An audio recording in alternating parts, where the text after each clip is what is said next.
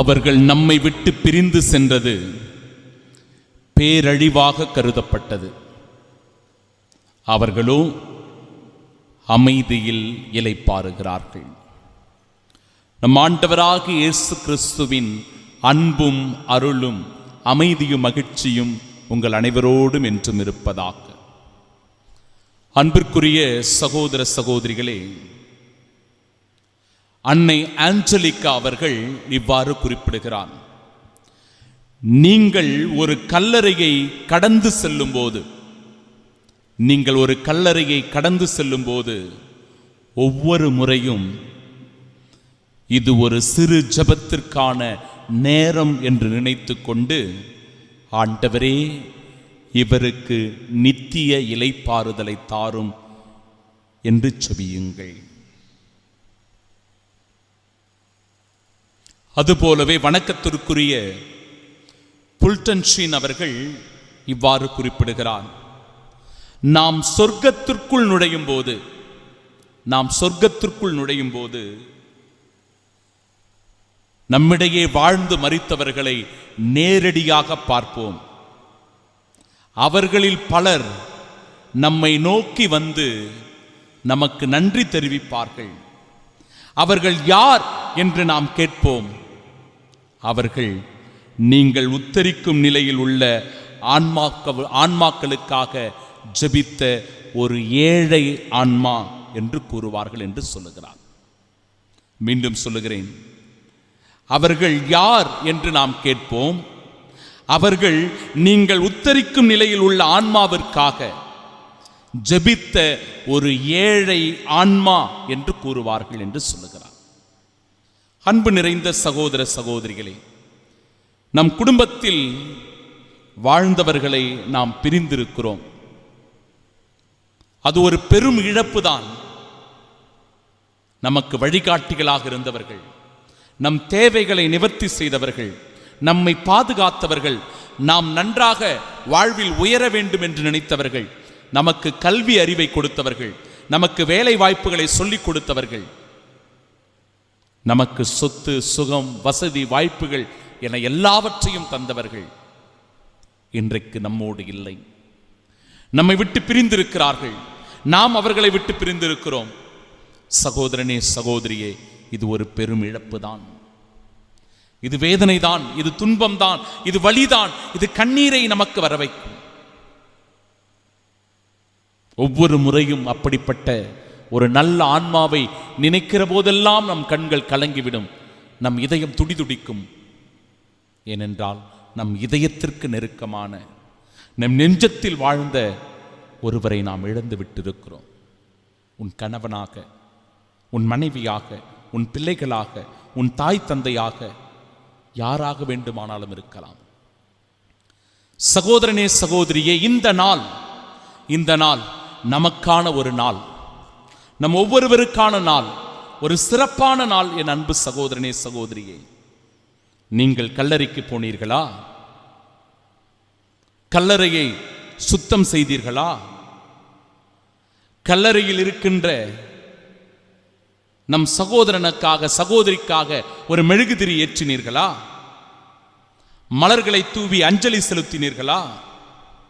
திருப்பலிக்கு சென்று திருப்பலிகளை ஒப்புக் கொடுத்தீர்களா? உங்களுக்காகத்தான் இந்த மறைவுரை. எந்த நேரத்தில் திருடன் வருவான் என்று வீட்டு உரிமையாளருக்கு தெரிந்திருந்தால் அவர் தம் வீட்டில் கன்னமிட விடமாட்டார்.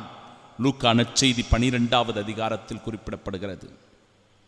நீங்கள் ஆயத்தமாயிருங்கள், நினையாத நேரத்தில் மானிட மகன் வருவான். நமக்கான நேரமோ நமக்கான தருணமோ நமக்கு தெரியாது. இந்த நிலையற்ற உலகத்திலே நாம் ஒவ்வொருவரும் வாழ்ந்து கொண்டிருக்கிறோம். என் அன்பு சகோதரனே சகோதரியே, நம்முடைய காலம் எதுவென்று நமக்கு தெரியாது. நாம் எப்பொழுது இறைவனிடத்தில் செல்ல போகிறோம் என்பதை நாம் அறியோம். ஒரு குறிப்பிட்ட காலம் இந்த உலகத்தில் வாழ்ந்து கொண்டிருக்கிறோம். இது கடவுள் நமக்கு கொடையாக தந்திருக்கிற நாட்கள்.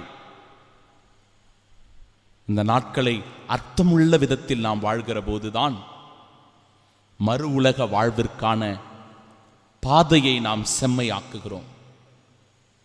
அந்த பாதையை நாம் தேர்ந்தெடுத்து இறைவனை நோக்கி சொல்லுகிறோம். உத்தரிக்கும் நிலையில் அவதிப்படுகிற ஆன்மாக்களை பற்றி சொல்லுகிற போது, பார்வையற்ற ஒரு மனிதர் வீட்டில் இருக்கிறார். அவர் மட்டும் தனியாக அந்த வீட்டிலே இருந்து கொண்டிருக்கிறார். அந்த நேரம் பார்த்து யாரோ ஒருவர் வீட்டிற்குள் உள்ளே நுழைகிறார்கள்.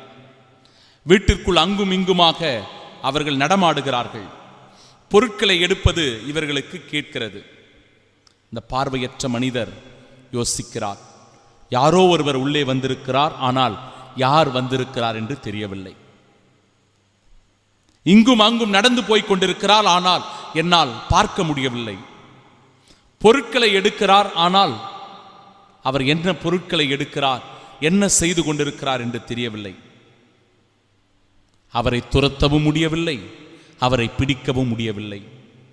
தெரியாத ஒரு நிலை. அன்பு சகோதர சகோதரிகளே, உத்தரிக்கும் நிலையில் வேதனைப்படுகிற ஆன்மாக்களினுடைய நிலை கூட இதுதான். அவர்களுடைய துன்பம் என்பது இதுதான்.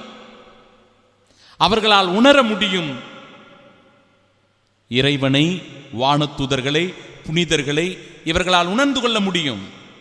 ஆனால் இவர்களால் பார்க்க முடியாது, அனுபவிக்க முடியாத ஒரு நிலை. அப்பொழுது கடவுளுக்காக அவர்கள் ஏங்குகிறார்கள். அந்த ஏக்கம், அந்த தவிப்பு, அந்த பரிதவிப்பு ஒவ்வொரு ஆன்மாவினுடைய பரிதவிப்பு. ஏன் இந்த ஆன்மாக்கள் கடவுளை நோக்கி குரல் எழுப்பி வேண்டி செபிக்கலாமே? நிச்சயமாக அவர்களால் செபிக்க முடியாது என்று சொல்கிறது திருச்சபை. திருச்சபையின் படிப்பினைகள் சொல்கிறது. ஏனென்றால் அவர்கள் எப்பொழுது தங்களுக்காக, தங்களுடைய பாவங்களுக்காக செபிக்கிறார்களோ அப்பொழுதே அது சுயநலமாக, தன்னலமாக மாறிவிடுகிறது. மீண்டும் அவர்கள் சுயநலவாதிகளாக மாறிவிடுகிறார்கள். அவர்களுடைய ஜெபம் சுயநலமான ஒரு ஜெபமாய் மாறிவிடுகிறது.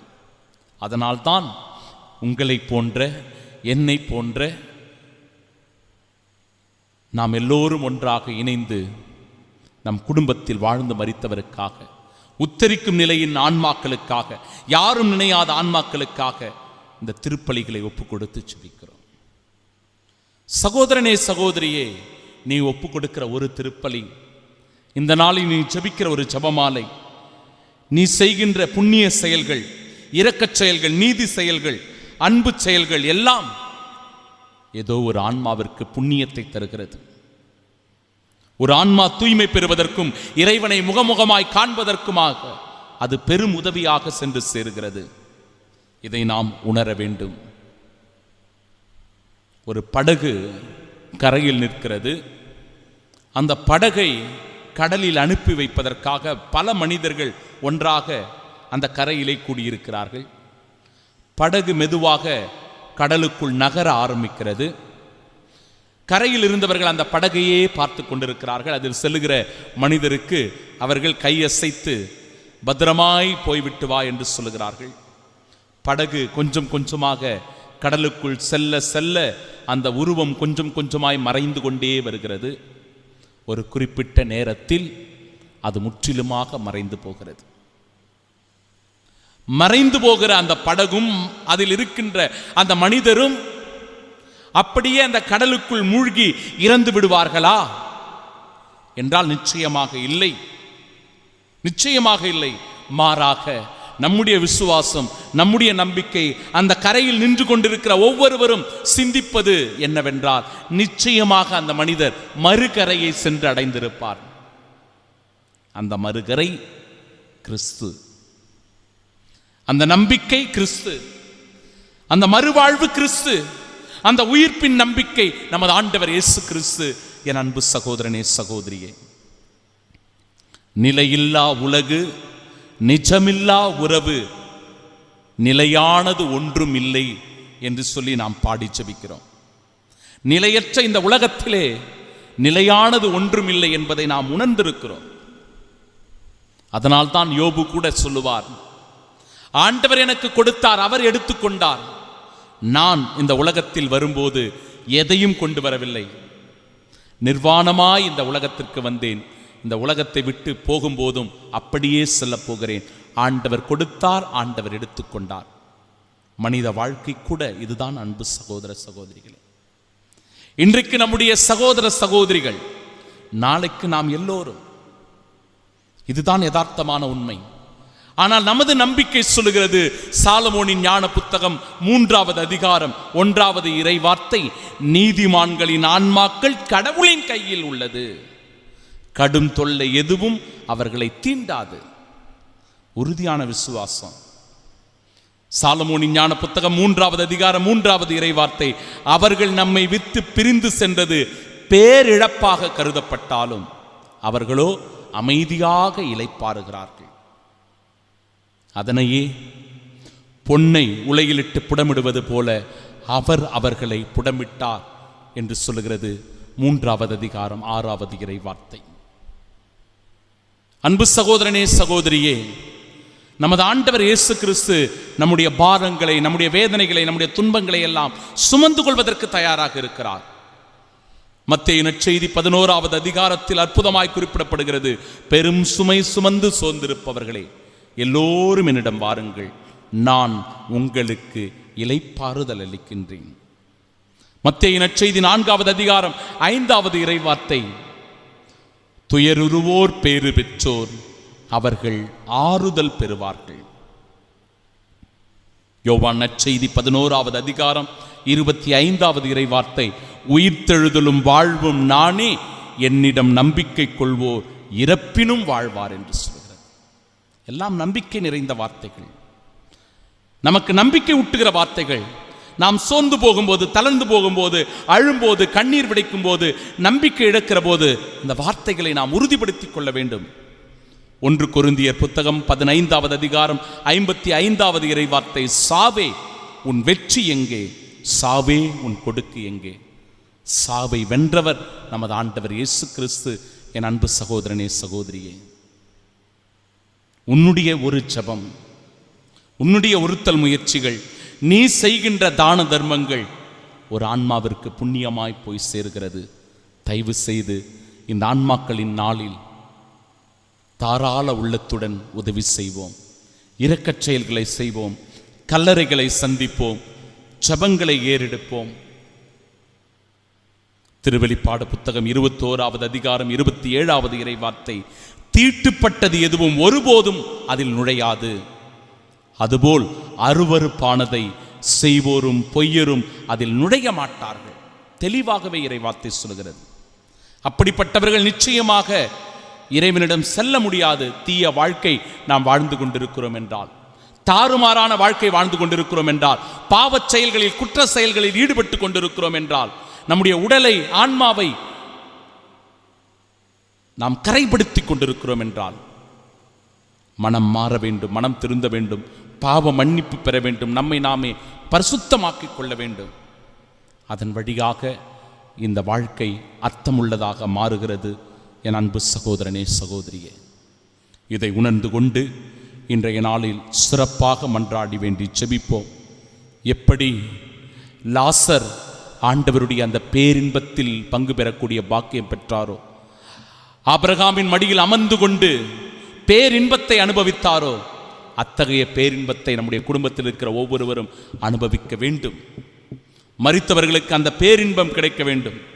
எப்படி அந்த பணக்காரன் அந்த வேதனையில், அந்த தீப்பிழம்பில் அழுது புலம்பி, ஆபிரகாமே, தந்தை ஆபிரகாமே, லாசரை அனுப்பும், அவருடைய விரல் நுனியினால் சொட்டு தண்ணீரையாவது எனக்கு தரும்படியான ஒரு இரக்கத்தை காட்டும் என்று சொல்லி மன்றாடுகிறானே.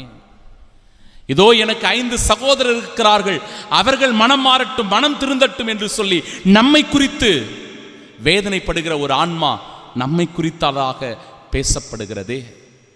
நாம் இந்த நாளில் இறைவனுக்கு உகந்தவர்களாய் வாழ, மனம் திருந்த, மன்னிப்பு பெற்று கிறிஸ்துவின் சாட்சியாக வாழ ஜெபிப்போம். மனிதனே, நீ மண்ணாயிருக்கிறாய், மண்ணுக்கே திரும்புவாய். நிரந்தரம் நிரந்தரம் ஆண்டவர் இயேசு கிறிஸ்துவே நம் ஒவ்வொருவருக்கும் நிரந்தரம். உயிர்ப்பே நமக்கு சாட்சிய வாழ்வு. ஆமென்.